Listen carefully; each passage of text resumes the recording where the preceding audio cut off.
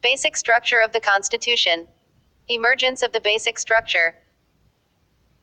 He questioned whether fundamental rights can be amended by Parliament under Article 368 came for consideration of the Supreme Court within a year of the Constitution coming into force.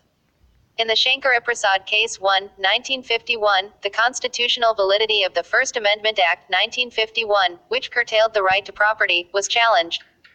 The Supreme Court ruled that the power of the Parliament to amend the Constitution under Article 368 also includes the power to amend fundamental rights.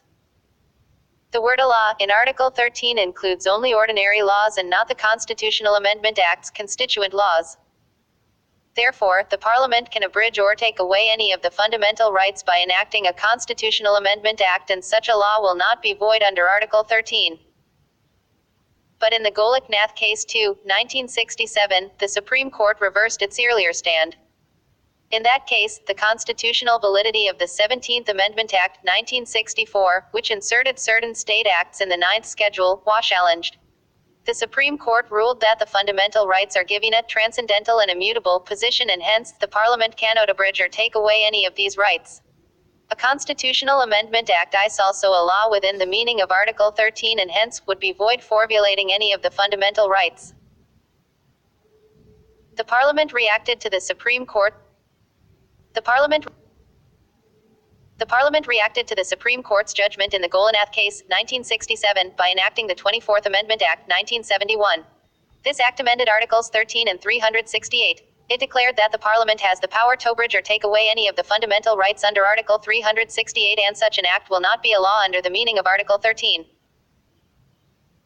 However, in the Kesavananda Bharati Case 3, 1973, the Supreme Court overruled its judgment in the Golok-Nath Case, 1967. It upheld the validity of the 24th Amendment Act, 1971, and stated that Parliament is empowered to abridge or take away any of the fundamental rights. At the same time, it laid down a new doctrine of the basic structure, or basic features, of the Constitution. It ruled that the constituent power of Parliament under Article 368 does not enable it to alter the basic structure of the Constitution.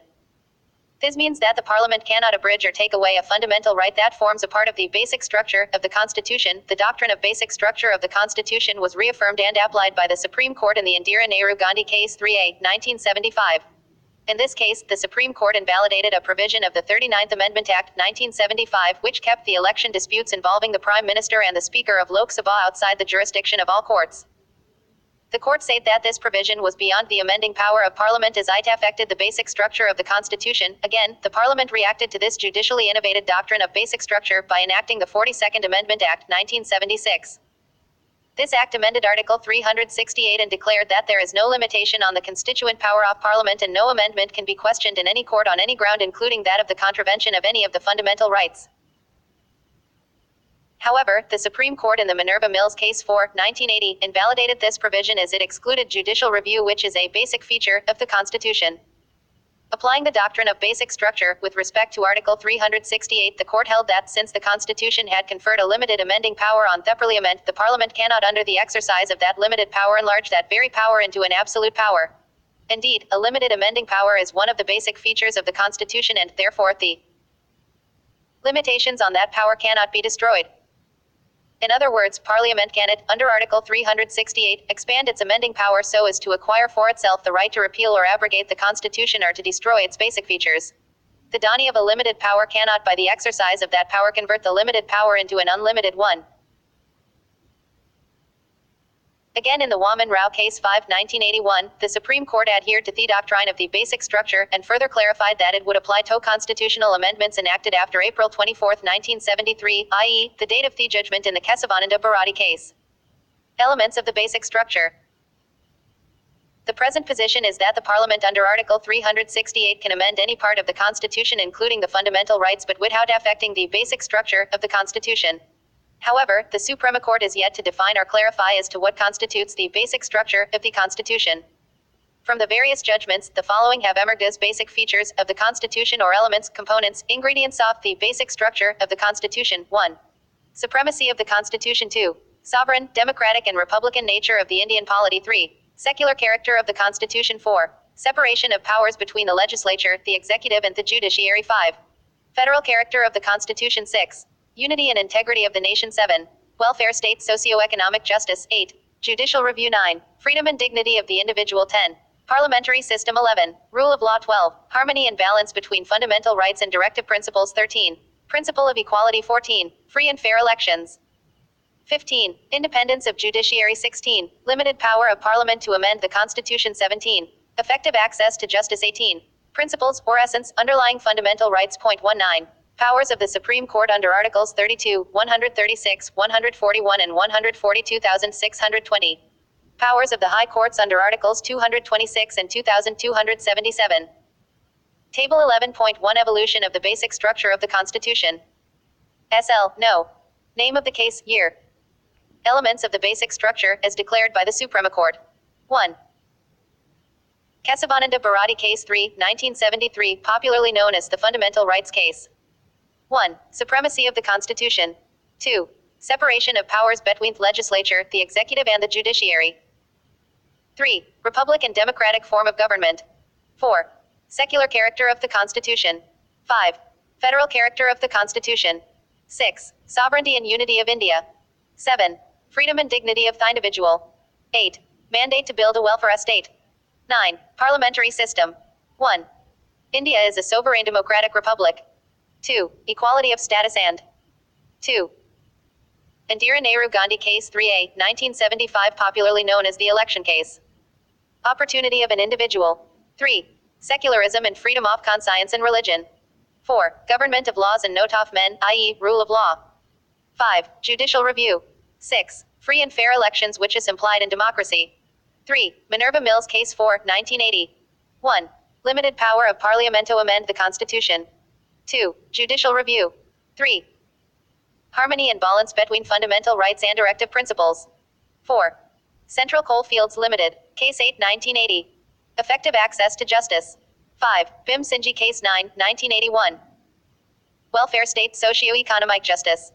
6. SP. Sampath Kumar Case 10, 1987.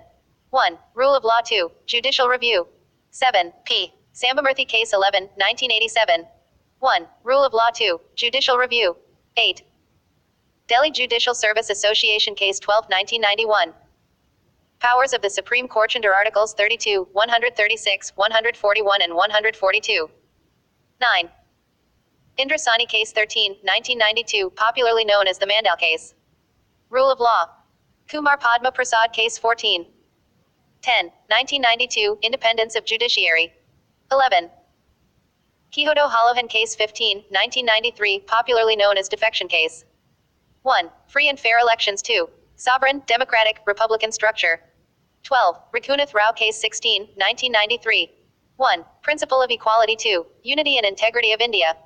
13. S.R. Bommai Case 17, 1994. 1. Federalism. 2. Secularism. 3. Democracy. 4. Unity and Integrity of the Nation. 5. Social Justice. 6. Judicial Review. 14. L. Chandra Kumar Case 18, 1997. Powers of the High Courts under Articles 226 and 227.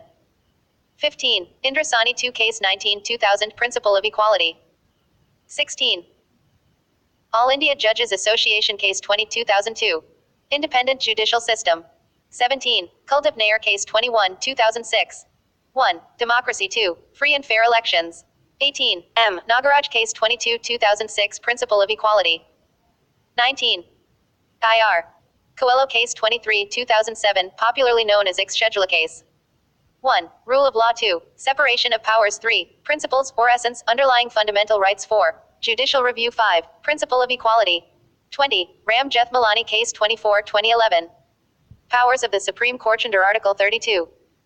21. Namit Sharma Case 25, 2013, Freedom and Dignity of the Individual. 22.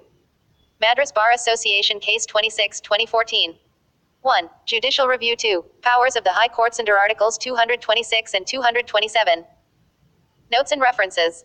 1. Shankari Prasad v. Union of India 19512. Golak Nath v. State of Punjab 19673. Kesavananda Bharati v. State of Kerala 19733A. Indira Nehru Gandhi v. Raj Narain 19754. Minerva Mills v. Union of India 19805.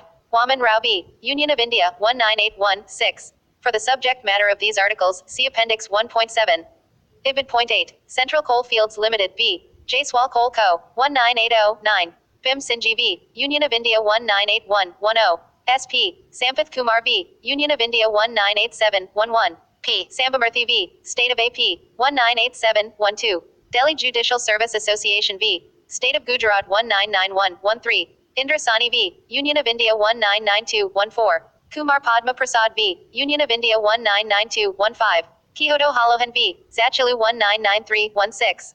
Rakunath Rao V. Union of India 199317. SR. Bam IV. Union of India 199418. L. Chandra Kumar V. Union of India 199719. Indra Sani 2 V. Union of India 2020.